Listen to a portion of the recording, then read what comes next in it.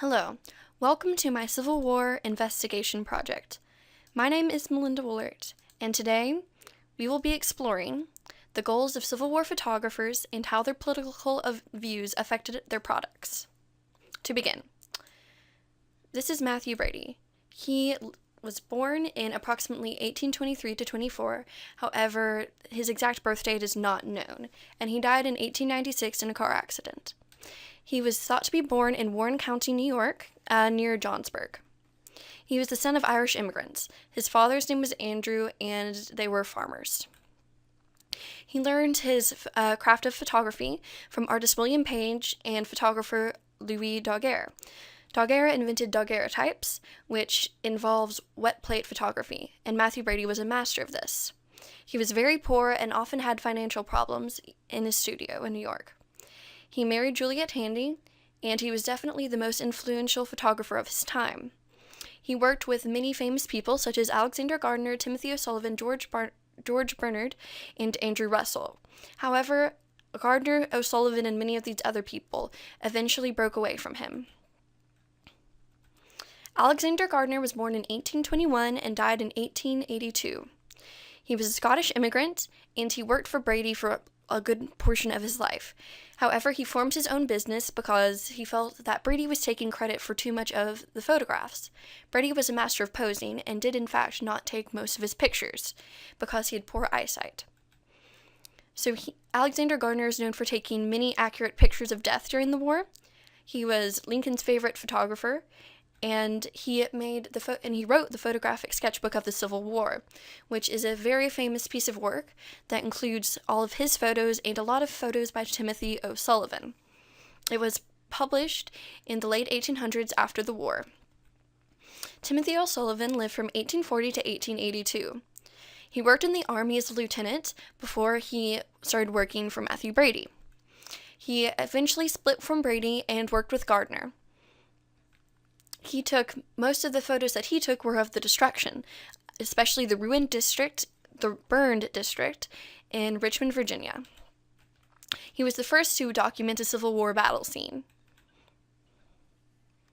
So the motivations of the photographers were that, one, they felt an obligation to document the war for historical purposes. Matthew Brady himself thought of himself as a photographic historian and felt that the best way to preserve the history of the war was to take pictures of it. He believed he was called to do it. They felt as though it was a spiritual calling to document the war and to cover the lives of the soldiers. Another main reason why they wanted to do it was for financial gain.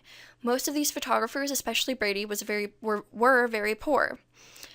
So they thought that people would clamor for their war views after the war ended, and they did many cartes de visite, which are little pictures of a soldier or a person that were done for that were very inexpensive and just could be kept. And also their motivations were to influence politics. They thought that they could serve their country by this way, and they thought that they could end the war, because if they showed pictures that were a little bit more grisly, and if they showed the true horrors that were going on, it would influence maybe Confederate civilians to try to influence the army to surrender, or maybe it could bring a more call to action to stop the horror that was going on. They were trying to use art as a weapon for the Union. And they also did this to just achieve personal fame, to get their name recognized. This was especially something that Brady focused on, because he thought that if he achieved fame, then he would be able to have more financial gain. So most of the photographers were for the Union. Brady himself only hired pro-Union photographers. Many of them had strong views about slavery and about the Union staying together. And most of them worked with Lincoln to end the war. And they posed bodies to get the desired effect, because this was a way that they could make it seem a little bit more dramatic than it was. And they also believed that this was the way that they could contribute to the Union cause. Here's some pictures from the work itself. So this is a picture of William P. Rogers and his comrades by George Washington Armistead.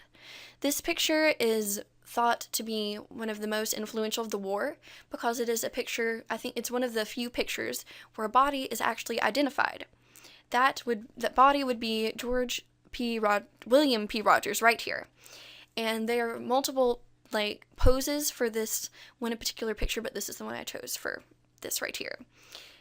Showing the raw carnage of this was meant to show how truly the mighty have fallen, because William P. Rogers was a very influential general for the Confederacy at the time, and by showing him here dilapidated and dead and in very awful condition with all his men was meant to show a strong message of what was really going on in the war front.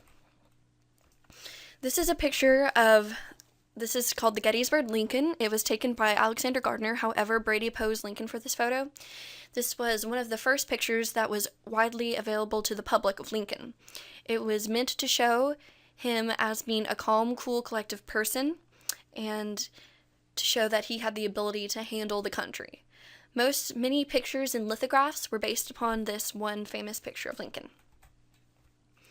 So this is A Harvest of Death by Timothy O'Sullivan. It appears in Alexander Gardner's sketchbook of the Civil War, and it was taken at the Battle of Petersburg, and these are Union soldiers here, and the bodies in this picture were definitely posed, and they were also taken a while after the battle happened, so the bodies would have time to have a little bit of the natural change that happens after death to make it seem a little bit more grisly to viewers. So this is a view of a ruined building by George N. Bernard, and it is a picture. Apparently Negro boys were taken off the street and had to sit in Charleston, where this was taken, on Sherman's famous March to the Sea, where everything was destroyed. This picture is meant to show some of how the war was affecting African Americans politically, and also to show how the South had been completely destroyed by many of the attacks that had been led. So this is a picture of a convalescent camp. Sadly, the photographer is unidentified. This picture, at the time when this picture was released, it had a major effect on people because they could see how people were being injured in war, because this war was not like most other wars, because as in the Revolutionary War, it was a little bit stand and then march, but this was a lot more, I guess you could say, raw or rogue. I guess it was a little bit more unorthodox. So the relation to lithographs. Many of the pictures taken by Brady or any of the other photographers were the basis for many different lithographs of the time. So this is a picture of Jefferson Davis taken by Alexander Gardner, and this is a lithograph of Jefferson Davis. Notice the similar clothing in the picture and the similar hair and the face. The pictures greatly influenced how people viewed these people, because even in lithographs, they would portray them in a certain way, because this was how they had looked in real life. So the photographer could pose the person however they wanted to maybe get a desired effect, since it would be used in lithographs later. Here's a photograph of Lincoln, and here is a lithograph very similar to that photo. Notice it still has the same watch chain and the same outfit and the same type of expression on the face. And over here is a picture from the battle, from before the battle started, and here is a lithograph of horses in battle. As you can see, they're very similar in the way they are arranged and how the horses are organized. So the bodies definitely had the most effect on society, because they were very grisly and they related to home, because it often showed our boy, which was a political phenomenon, I guess you could say at the time, where people would have carte de visites of their children or their sons or their husbands or their family members who are all fighting in the war, and they would call them our boy. And by showing these pictures of these bodies, it would show people what was happening to our boy outside of home. Most of these pictures were mainly done for political effect because they thought by showing this, especially when there were a greater number of Confederate bodies than Union bodies, they could weaken the Confederacy and with the civilians. And this proved to be, they wanted to prove that it was a different kind of war than the Revolutionary War, and that it was a lot more uncivilized, you could say. And all the bodies were definitely posed for the desired effect on society. Now, posing of bodies. So they were often posed to get the effect that the photographer wanted. This was often done that could be considered unceremoniously. Matthew Brady was a master of posing. Although he himself did not take many of the pictures, he posed most of the people who his comrades took pictures of. And so that's why most of the photos are given credit to him. So the death positions are not usually the ones how they actually died. They were moved to a certain position that they wanted. And they would use multiple poses as demonstrated in these pictures, in these two different pictures of William P. Rogers and his comrades. So notice here, the torso of Rogers' body is a little bit more exposed, and the arm is a little bit different. Over here, it's he's a little bit more covered up over here, and his head's a different angle. And also notice over here there are gawkers staring at the grisly scene. So Lincoln believed that photography was the best way to show the war as it truly was. And so he felt that this was important because it needed to be preserved for posterity. So he mainly worked with Brady's men to do his mission, mainly Gardner, because Gardner was probably by far his favorite photographer. And photos also helped his public image. They portrayed him as a little bit different than some people might have seen him, and also he could use the photography for a weapon for his cause. With the pictures that were so grisly, especially of Confederate soldiers, he could weaken the Confederate civilians and influence how even the Union thought of the war, because with the bodies of the Union as well. He also used this to attract surrender and he convinced Brady to do this, to use it for the Union as well, even though Brady already wanted to do that. So Brady did most of this through posing, as I mentioned earlier. So bringing it back home. So many goals of the photographers were just they wanted to end the war by showing the true horror of what was going on to the people who were in it, by showing what was really happening to, as I said, our boy back home. And so they wanted to weaken the Confederate civilians by showing pictures of dead Confederates. They could make them give up and maybe weaken them in their hope for rebellion.